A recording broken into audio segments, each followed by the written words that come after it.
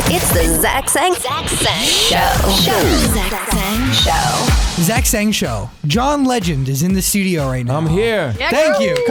Come on. This is an honor. We were talking, when you are a dad Yes. and your kid needs you, nothing else matters. Yeah, you just stop and make it happen if you can. And I'm in the kind of job that's flexible that I can, if I have something to do, I can usually move it to another time. And, you make it work. But that's a little weird, right? I mean, this is obviously, you and Chrissy, you care about each other, but now there's like a new level of selflessness. Yeah, because, neither Chrissy or I are helpless. Our daughter's helpless. There you go. Okay, brand new album, Darkness and Light. Yes. 5th album. Yes. Woo! 5th solo album. It's very exciting. I mean, yeah, but it's a different album for you. I mean, it's still me. It's still who I am, but who I am has grown. Yeah. And it's 3 years from the last album. And I worked with some different collaborators this time. And I think it's the most honest and soulful album I've done. How has your perspective on life changed between this album and the last? I think having a kid definitely makes a difference. I got married since the last album too. The last album came out right around when I got married, but I didn't write it while I was married. So I think it just makes me a bit more, I guess, a little more philosophical in some ways and gives me a different perspective. And I think it made me think more about like big things like life and death and what it all means. What do you know what it all means? No, that's what. That's Tell why me. In the album, I kind of ask questions, but I don't have all the answers. I'm glad that you're not at a point in life where like the questions don't stop. You know? Yeah, I think you have to ask questions. I think actually the older you get, the less certain you are about a lot of things. I think Really? that's part of becoming more aware is that you realize there's a lot you don't know. And how do you acquire that? I mean, only time, right? And experience? I think time and you trying to pay attention to the world and listen to other people. And, And even when you don't agree with them, listen to their perspective. How did working in a studio with people, right, and having to work creatively and understand and having different visions and coming together for one sole vision? Yeah. I mean, that kind of that gives you some sort of like decision making in that world. Yeah, and I've been doing that for a long time, so I think it's a really great way to be creative is to listen, and be humble, and collaborate with openness. You're very political right now. Oh, I'm always political. But I mean, now more than ever, obviously, due to the time we're in. Yeah, I mean, I guess it's more, people are paying more attention because of the election. Yeah. But I've always been very political, and I've always spoken out about which candidates I think are the best candidates for a particular office and which laws I want to see passed, et cetera, et cetera. And I think as all of us who are paying attention should do, because we're all citizens, we all pay taxes, we all have the right to vote, and we should make sure we're informed about what we're voting about and then go out there and do it. And no part of you is afraid when you're sharing your views and you're really spreading it. I mean, I get some negative feedback. Yeah. And, you just have to brush it off. I use my block button when I need to. Not because I need to not see negativity, but I mean, if I have a choice and you're not respectful, and then I might as well just block you. And your album right now, Darkness and Light, I mean, it goes into from what I've been able to read on it, right? And even from the single, Love Me Now. Yeah. It's very representative of the time we're in. Yeah, I think the album and the song both acknowledge that the world has some darkness, there's some uncertainty. Yeah. We see trouble in the news, we see conflict in the news, but love and light and music can bring us together, and that's what hopefully this album helps people think about.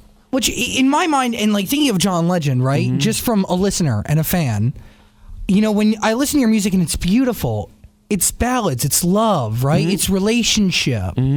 Obviously, a very big difference between this coming album, from what I've read, and what we've experienced. Oh no, I don't think so. I think it's a lot about relationships. I think I talk about some broader themes as well, but I think a lot of it still revolves around what it means to love someone. Yeah. Both your significant other or your child, and it's still a lot about that, but there's some broader themes too. Do you feel like our country is in a good position regardless of where we stand right now with this election? I mean, I think it could get better. I think it could get better, and it could also get really a lot worse. Depends on who you elect. What do you think about the guy that just smashed Donald Trump's star on the Walk of Fame? You know, it's kind of funny, but they just announced that I'm getting one too, and I'm like, man, I would hate if they did that to me too. So I was like kind of empathizing with Donald, but you know, he's such a a-hole that, you know, it's like, okay, if you're gonna, you know, scratch up somebody's name, he's probably the guy to do it too. But you know, I hope they don't do it to mine. Is it being an entertainer, right, and seeing Donald's rise? What do you think? Right, it shows the power of entertainment. It shows. I mean, we saw in our state where we are right now, Arnold Schwarzenegger got elected with no political experience. So, you know, people are used to seeing certain people on television, and those people usually have some charisma, or they wouldn't be entertainers in the first place. Yeah. And I think it's possible to get wrapped up in their charisma and their star power. But at the end of the day, they have to go to work every day and lead the country. They have to pass the right laws. They have to understand how the government works. They have to understand how foreign policy works, how the military works. And Donald basically has demonstrated that he has no intention of understanding how any of that works. He's just going to wing it. He doesn't care. Yeah, he doesn't really care. He just wants to wing it on like swag and charisma. Yeah. But that's not how you really lead. Do you believe that a normal person can be president one day? Like, I mean, not saying that Hillary Clinton isn't normal, right? I don't want a normal person to become president. Right. Okay. Me too. I want my president to be smarter than all of us and more experienced than us. And, like, we shouldn't want them to be average Joe Sixpack. Yeah. Like, we should want them to be among our best. Amen. The cream of the crop. Yes. You know? Like, you're leading the most powerful country in the world. There's a lot to learn. There's a lot to know. There's a lot of judgment that this requires. And I'm not saying we are going to elect a perfect president. I don't think we ever will. I don't think we ever have. And should we really? Yeah, I mean, it's just impossible. Yeah. Like, humans are flawed. But at least let's try to pick among our best humans. Yeah. Let's please try. Would you run for political office? No. I don't have any interest in being a politician. My interest is in speaking out on issues I believe and using my platform to do that. But I love my day job, and I'll keep it. Love Me Now, the current single. Well, I was going to ask, we were talking about, you recently called the national anthem a weak song. Yeah, but would you perform a song? I've performed the song many times, and I don't think it's a great song. And if you learn about the history of the song, there's a lot of complications with the history of the song. If you read the additional verses that Francis Scott Key wrote, he seemed like he was pretty in love with slavery back in the day. And, you know, he's not unique. I mean, Thomas Jefferson had slaves, and George Washington, a lot of our founding fathers did too. But it's just something to think about when we're kind of revering these symbols of patriotism, that a lot of times patriotism means different things for different people, and that the history of this country wasn't great for everybody. Yeah. And so we just have to acknowledge that. And it doesn't mean we should feel guilty for singing this song or that song, or for saluting the flag and for being patriotic. But at least we should have an honest sense of what patriotism should mean. Yeah. And to me, loving your country means you want it to be the best country it can be. It also means rooting for us in the Olympics and doing all the other kind of, you know, Go America things we do.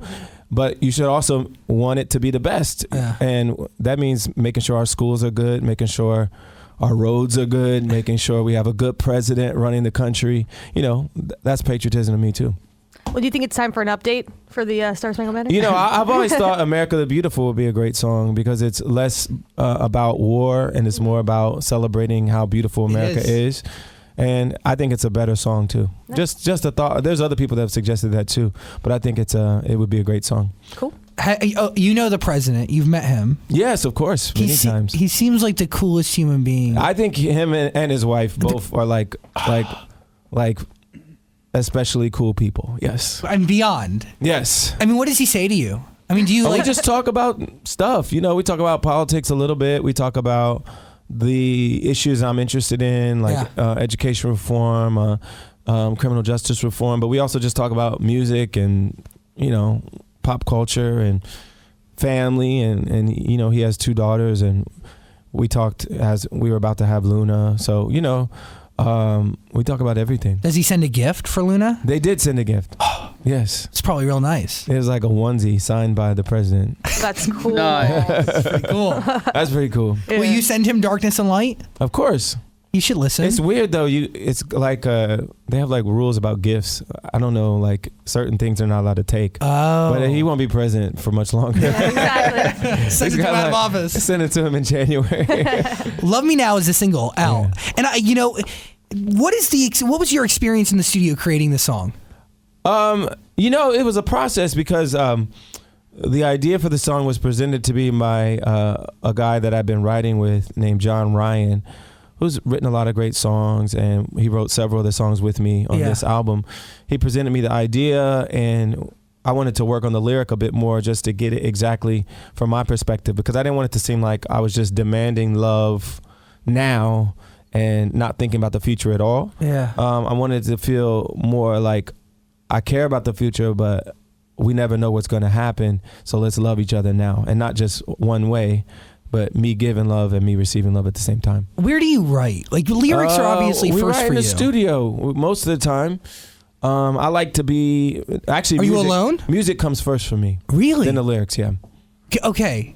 See, from my again, being a fan and listening to the lyrics and listening to the power and the stories behind them, I would think that you craft to the lyric. No, it's the other way around. Wow. Some people do it with the lyric first, but for me, I always think the music should guide the lyric to sound the way it should sound. And so I'm always thinking about how does this lyric sing, not just how it reads. So I'm always guided by the music. So do you have song ideas that just kind of sit somewhere? Yeah, I put them on my phone. If I come up with something, I'll just sing it into my phone. And usually it might be like one line, and then I'll kind of hum some nonsense that isn't lyric yet, just as a placeholder. And then I'll fill in the lyric later. Very cool. Yeah. Do you record all the instruments at once, or do you kind of do it separately? It's usually separate. But on this album, we cut demos along the way as we were writing. And sometimes they were from beats that were made by the producer I was working with at the time, or it was just a version on guitar or piano. And then we end up re-recording the final version. And for the final version, sometimes we'll do the drum and bass and guitar together as a rhythm section. And then we'll overdub a bunch of other parts like keyboards and horns or whatever and strings. And then my vocals go on top of all that. Wow. Is there a song in your catalog that you genuinely believe is timeless? I'll let other people judge. There are songs that I know people are still covering that I wrote 10 years ago. So I guess that makes them, at least something like timeless. Like Ordinary People. Yeah. People still cover that song all the time. Stay With You from that first album. And then, hopefully All of Me will be that kind of song too, but it's still pretty new. How does that make you feel? Right? It makes me feel great. I love when people cover my songs because I'm a songwriter, I think, as much as anything. I'm a singer and a songwriter, but I think songwriting is very important to me and is a big part of who I am. So the ultimate compliment to a songwriter is that other people want to sing their songs. Yeah. Do you like when people remix your songs? Because the All of Me remix was played on the radio like more than the original. Tiesto, he made that on his own volition. Sometimes the label will commission a remix just so it can play on different formats that are more dance heavy. But Tiesto decided to make that himself. And he just put it out to his fans on his birthday. And he was like, I love this song. I want to put this out a gift to my fans on my own birthday. And he put it out and everyone loved it. And then the label, paid him for it and put it out. Yeah. And it became a big part of how the song became number one. And you can't complain, right? Of course not. Yeah. I'm happy. I performed it live with him in Vegas at EDC. It's cool how the worlds of music have collided over the last couple years. Music is music. I never think of it as different worlds. I think we're all the same world. We're all musicians, and chords are chords, lyrics are lyrics, melodies are melodies, and then there's different ways of presenting them, and that's really what the genre is the different way of presenting it. You can present All of Me as a country song if you wanted to. You could present it as an EDM song, and you present it as an R&B song. It can go in any way you want it. It's just an arrangement choice. Do you listen to the radio? Yeah, sometimes. Do you are you up on like pop music today? Yeah, I mean, not as much as like a 16-year-old is, but I'm up on it, you know.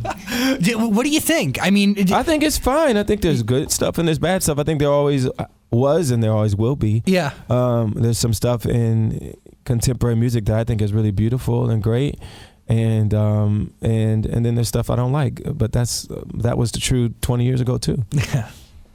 Greenlight. Yeah. I'm on the I love the original Greenlight, you and Andre 3000. Yeah. And now I'm hearing Pitbull's Greenlight. Oh, I haven't heard that one yet. I'm going to play it for you. Okay. Lunch Money Lewis. Okay. Oh, yeah. I don't know. It's one of my favorite songs. Like the Greenlight and Ordinary People, like all time. Yeah. So I'll play it for you. Can I play it for you? Yeah, play it for me. Okay, hold on. I'm not gonna give like an on-air critique of somebody else's music though. Wait, so okay, you wrote the lyrics of Greenlight? Yeah. So they don't ask you first? Well, I don't know. I haven't heard the song, so I don't know if I should be suing. Well, we'll find out today. While he's pulling I don't own the phrase green light, because other people have used it. It's just a matter of if it's too similar to my song, then we have to have a conversation. Wow. While he's pulling this up, are you still signed to Good Music? Yeah. So what's going on with this Cruel Winter album? Is that ever going to come out? Ah, man, don't ask me. I'm not in charge of those decisions. This is my last album on Good Music because I did a 5-album deal, and this is my 5th album. So, we're all still friends, but, things come to an end. The future of music, do you need a label? No, no. And especially, well, you have to understand, when I signed with Kanye as a new artist, him presenting me to the world was a big deal. Yeah. And I think it was really important for me to be signed to a production company and then to the label. So it was Good Music as a production company and then Columbia, Sony as the label. And I needed that at the beginning of my career. But once you've established yourself, you don't really need that. That doesn't mean you don't collaborate with people anymore. It doesn't mean you don't work with Kanye or other producers anymore. It just means you don't have to be signed through them to the label anymore because you've already established yourself as an artist and you can stand alone. Do you enjoy knowing the ins and outs of this business? Just as I mean, I was a management consultant when I was right out of college, so I'm like interested in business and how it works, and I pay attention to what's happening. Do you feel like it comes in the way of the art? Not really, no. It hasn't for me. No. I'm able to like separate it. I think first about the music and whether or not it's beautiful, and whether or not I'm proud of it, and whether or not I want to go out and have that music attached to who I am and to my reputation. Yeah. And I'm like, if I believe that, then everything else will work itself out. Is that a scary process, running a song through the filter of, is this something that I want to like attach myself to for the rest of my life? Because your catalog will follow you. That's not scary. The only thing I get a little nervous about is just putting a song out. Yeah. Because even if you really like it, doesn't mean everyone else is going to like it. Doesn't mean it's going to take off. Even if it's good, sometimes it doesn't take off. Like, I've had songs that I thought were some of my best songs that didn't really go that far. And so it's kind of nerve-wracking just to even put a song out to the people and hope that they like it and hope it catches on. Is that disappointing to you a little bit when your favorite song doesn't crack? I've gotten used to that happening. So sometimes it works, sometimes it doesn't. But I always believed All of Me was going to be a big hit, and it was. I always believed Ordinary People was going to be big, and it was. But some songs that I thought would be big weren't, Green Light. Yeah. Here we go. This is Pitbull on Lunch Money Lewis. It's ready? Okay.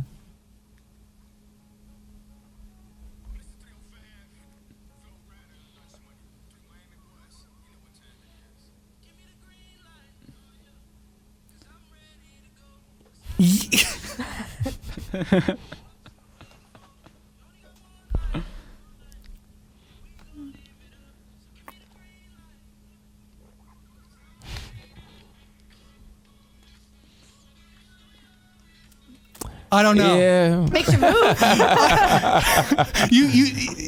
It says "Give me the green light" and it says "Ready to go," which my song has both of those things. Does it feel the same? No, it's a different. It's a different track. Yeah, different beat, different melody. It just has a couple lyrical commonalities. There's a few more. It goes because he does the hook. The hook is green light. Yeah, I heard that. Yeah. Give me the green light. Yeah, there's different variations. Oh. I tried to link up. I was listening to both songs because I forgot the internet exists where I can look at the lyrics. But I don't. I was surprised. Well, who do you think has been more helpful to your career, both musically and popularity? Is it Kanye or Chrissy? I think, well, Kanye helped me start. I met Kanye many more years ago before I ever knew Chrissy.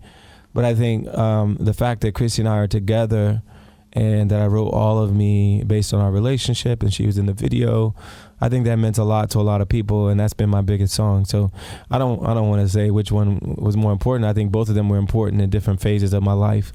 And obviously I expect Chrissy and I will be together forever. So that's very important too. You say that definitively, yeah. Right? Like, and you say that with ease. Well, I think that's why you get married, because you want to be with that person forever. I wish that was something my dad was able to say, you know. Well, my parents got divorced too, so it's not like it's impossible. But yeah.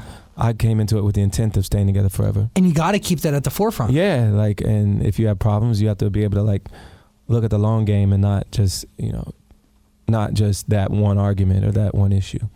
50,000 feet above. Yeah, and you have to have a commitment to that person and respect that person, love that person, and then that helps guide you through whatever conflicts you have. Yeah, La La Land. Yeah, you're doing a movie, man. Yeah, it's done and it's coming out.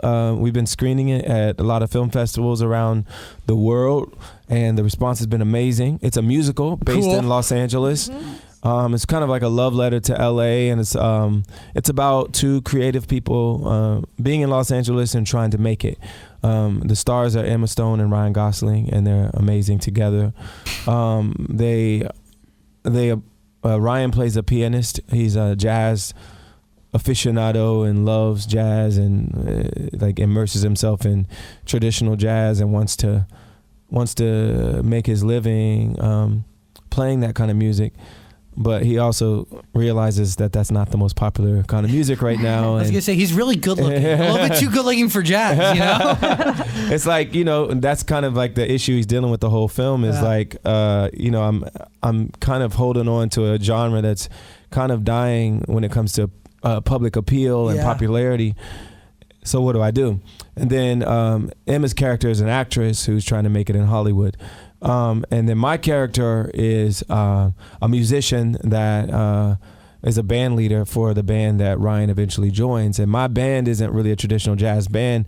It kind of has jazz elements, but it's more contemporary, more commercial. Yeah. And part of Ryan's decision in the movie is like, do I go this more commercial route that could be more lucrative for me, or do I stay true to the music that I really love? Which is a real battle for a lot of musicians. It's a battle for a lot of artists in general, because what's popular and what's great aren't always the same thing, though it can be. And I've never believed that you have to make bad music to sell a lot. I feel like you can make great music and sell a lot too. But sometimes there's some catchy, stupid songs out there that work, and you have to decide who you want to be and what kind of music you want to represent you. And I've always felt like you can make music you're really proud of artistically that is also popular. Did Ryan actually play the piano in the movie? Yeah, he's amazing. Did you critique his playing? I thought he was great. He had a piano teacher, and they used another pianist, but he had to be able to finger what the other pianist was doing and be credible at it, and he was very credible. Cool. Have you been in that situation where you thought something was really beautiful, but, the label maybe didn't want to go with it because they didn't think mainstream was going to take to it? Well, it's one thing, because if I think something's really beautiful, I'm putting it on my album. There's nobody in the label. Nobody's going to question. They're going to tell me that I can't put it on the album. But you have to make a marketing decision when it comes to singles. You have to say, well, here's the single that we can get played. Here's the single that's going to work. And we have to go through, all the tastemakers at radio and various other, gatekeepers that, we have to get it played if we want to use it as a single. There's no point in making it the single if nobody's going to play it. Exactly. So it has to be accessible to the people if you're going to make it a single. That's a marketing decision. Yeah. But I think the creative decision is the entire album. all the songs on the album, how they flow together, the fact that you wrote it in the first place. Like I don't put any song out that I'm not proud of, and I don't put any album out unless I love every song on it. Is Darkness and Light a story top to bottom, or is it? I wouldn't say exactly that, but I think it's. I think you see. There's always a thread thematically. Yeah. In all of my albums, and I think I'll let people listen to it and see if they figure out what I'm trying to say. Beautiful. Well, were you a little annoyed when Bruno Mars released his single the same night as yours? No, not at all, because there's room for everybody to win. Like, we were both in the top 10 in iTunes that week, and like, if he didn't put his out, mine got up to, I think, number 8, then okay, it would have got up to number 7. Like, it wouldn't have made my life that much different. Nothing would have changed. Well, Life would have still been good. I always feel like there's no point in pitting musical artists against one another, because we all can win. Like, if you like both of us, just stream both of our albums, buy both of our albums, stream both of our singles, buy both of our singles. There's no you have plenty of time in your day to listen to both. And because you're in that mindset, how do you measure success at this point in your life? I just want to do what I love to do and do it, as well as I can do it, and hopefully people will enjoy it and receive it.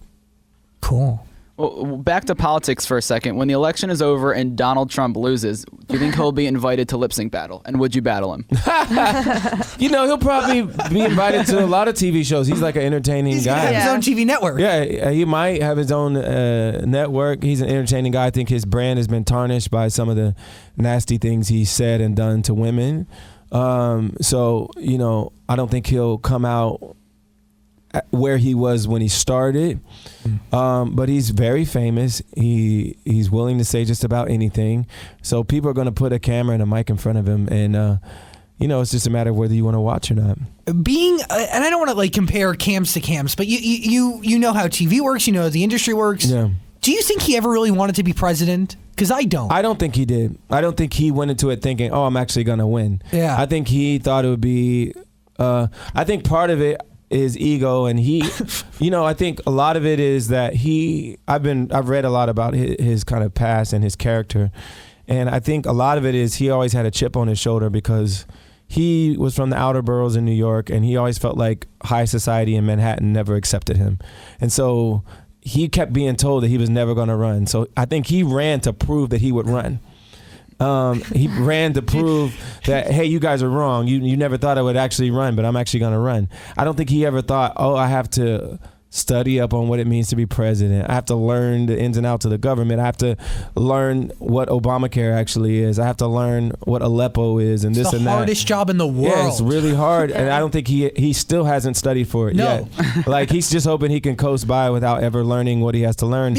Just like he would have show up on set of The Apprentice. When he was looking for a vice president, he was basically telling the vice presidents, I'm going to let you govern, and I'll just be, I'll be the face. Which, by the way, even when he's given an opportunity to make some sort of a right decision, he goes with Mike Pence. That really just it's such a terrible decision. Well, Pence at least presents well, even if I don't agree with what he's saying. The most anti-LGBTQ candidate to ever exist. He's very anti-gay and anti-women's choice, and so I would never vote for him. But at least, on his face, he can put together sentences, and he understands things, and he knows how the government works. He's a presentable conservative. If you're conservative and that's what you want, then he presents well.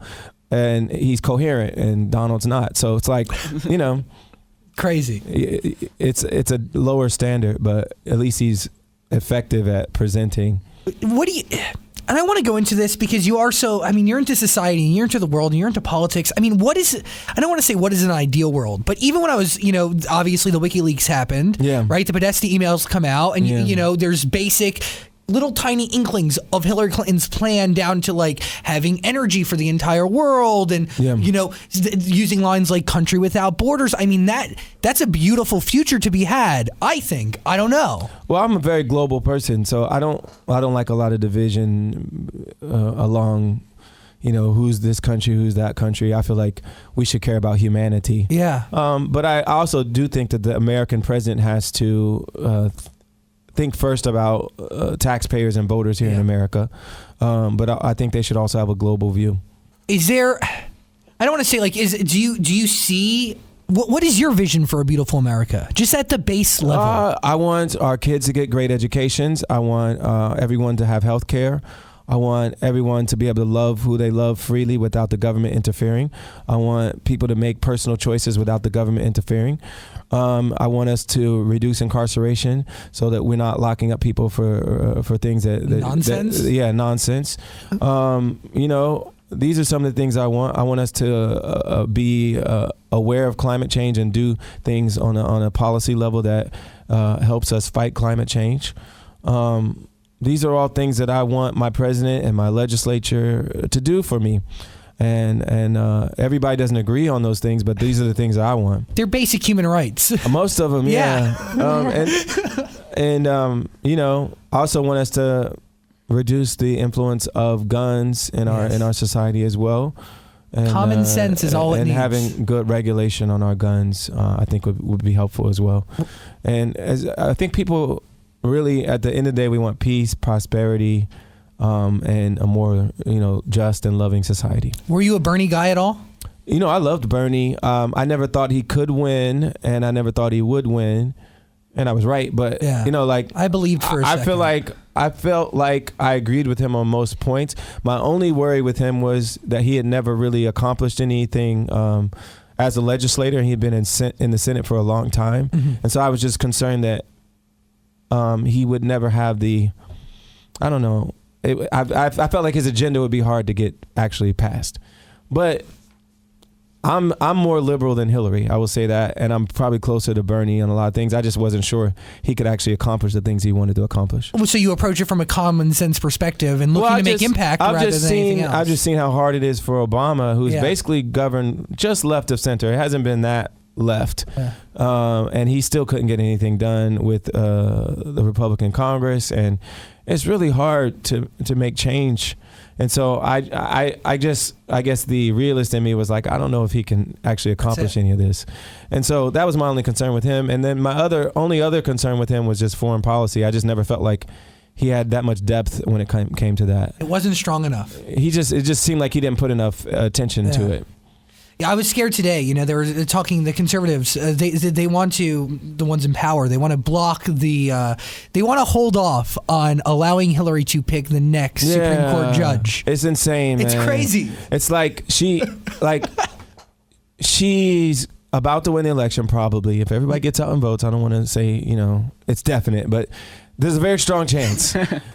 And for them to already say for the next 4 years, we're going to block your Supreme Court appointments, it just means they're just like, to hell with it. Our government's not going to work anymore unless we're in charge. And it's sad. It's like the sabotage party is what they are. But it's following Donald Trump's suit on just taking a dump on democracy in general. Well, the thing is, he's following theirs because they were already doing it before he was their nominee. Like, they were already saying to the president, we're not going to even consider your nominee for a Supreme Court, when every Supreme Court nominee has been considered before. It doesn't it's make frustrating. sense. That's why, now this is probably too much for pop radio, but Go for it. Deeper but than most. I think we should change to a parliamentary system where our legislature and our executive are aligned, so that the legislature doesn't have the incentive to sabotage the president. Interesting. Anyway. I've had dreams of President Obama or Michelle Obama becoming the next Supreme Court judge. Like, I would love to see that. I don't know. Those are my dreams. I feel like they want to travel more and get around more. I don't know if they want to be life in a robe in D.C. all the time. And you're committed to life. Yeah, it's like forever. You don't just get out of it. John Legend, you are just unreal, man. Thank you for hanging out. My pleasure. Have you guys thought about having another one yet? Another kid? Does Linda want a brother or sister? We want a couple more at least. Yeah. Nice. You want to have a pack. Yeah, Chrissy wants to make big dinners on Sundays. That's like, that's so cute. Yeah, she wants like family, like a nice brood.